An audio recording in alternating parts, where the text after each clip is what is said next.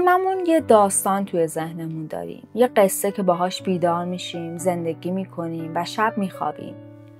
اما سوال مهم اینه، آیا این داستان واقعیه یا فقط یه دروغ قشنگه واسه اینکه بتونیم ادامه بدیم؟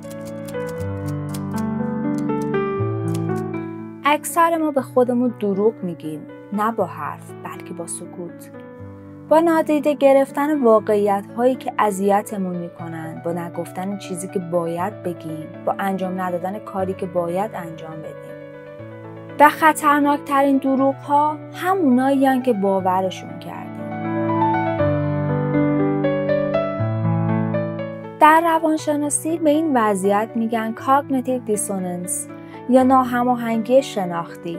یعنی وقتی بین ارزش هامون و رفتارمون تناقض وجود داره، مغز به جای اصلاح رفتار شروع میکنه به توجیه کردن.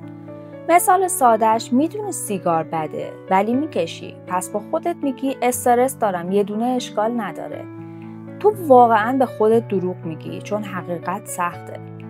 و مغز ما برای زنده موندن ساخته شده، نه برای حقیقت دیدن. زمان سقراط گفته بود زندگی بررسی نشده ارزش زیستن نداره. این جمله شوخی نیست. یعنی اگر فقط زندگی خودتو بررسی نمی کنی، دروغ‌هاتو، ضعفاتو، خواسته‌هاتو عملاً زندگی نمی کنی. سقراط در دفاعیش جلوی هیئت قضات حاضر شد جام شوکران بخوره ولی از جستجوی حقیقت دست نکشه. چون مرگ با حقیقت بهتر از زندگی با دروغ بود.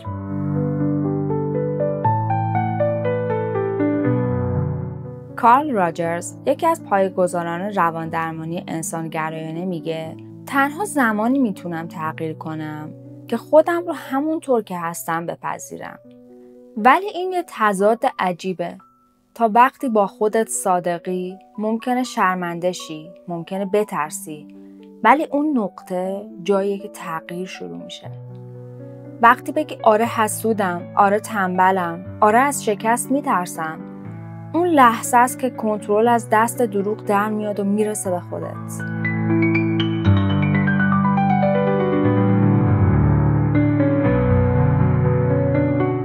ما نقاب قوی بودن میزنیم چون میترسیم ضعیف به نظر برسیم. نقاب شاد بودن چون از رنج فرار میکنیم. نقاب بی اهمیتی چون دوست داریم دیده بشیم. ولی اگر تمام زندگی رو با نقاب بگذرونی، یه روز بیدار میشی و نمیدونی واقعا کی هستی.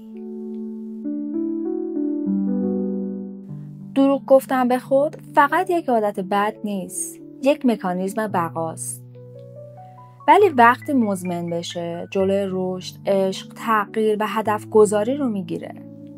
به قول روانشناس دکتر دیوید لینچ، کسی که نمیتونه با خودش رو راست باشه، هیچ وقت نمیتونه مسیرش رو پیدا کنه. من یه مدت خودم رو خیلی آدم مشغول و پرکاری نشون میدادم. همه چی داشتم ولی ته دلم خالی بود. یه شب بیخوابی گرفتم. یه کاغذ برداشتم و نوشتم از چی فرار میکنم؟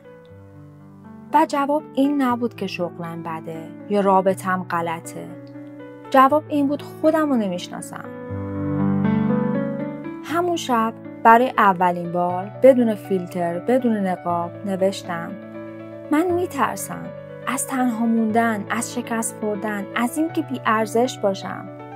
و اون لحظه عجیب ترین اتفاق افتاد. یه حس سبک شدن. نه اینکه مشکل حل شده باشه، فقط دیگه با خودم نجنگیدم.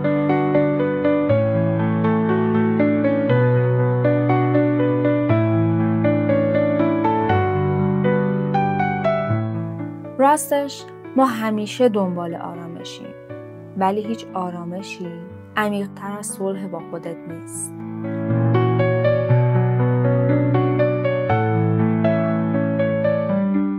در مطالعات CBT، درمان شناختی رفتاری، نقطه شروع هر تغییر آگاهی از باورهای پنهانه، نه تغییر ناگهانی، نه انگیزه ساختگی.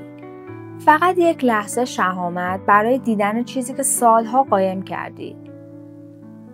وقتی از خودت میپرسی دارم به کی دروغ میگم، اون لحظه مغزت شروع میکنه به بازنویسی داستان و داستان جدید شاید دردناک باشه ولی واقعیه.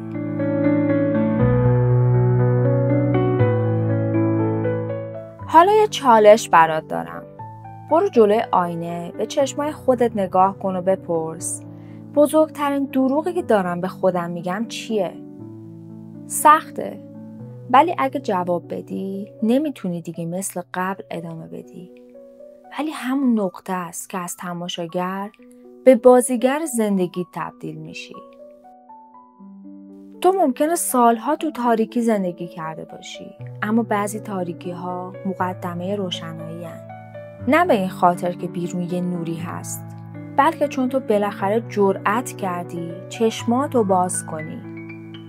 هممون دروغ‌هایی داریم، ولی فقط بعضی همون جرأت میکنن بهشون اعتراف کنن. تو کدوم دسته ای؟ صادق باش با خودت و بعد شروع تغییر از شجاعت دیدنه، نه فرار. خدا نگهدار.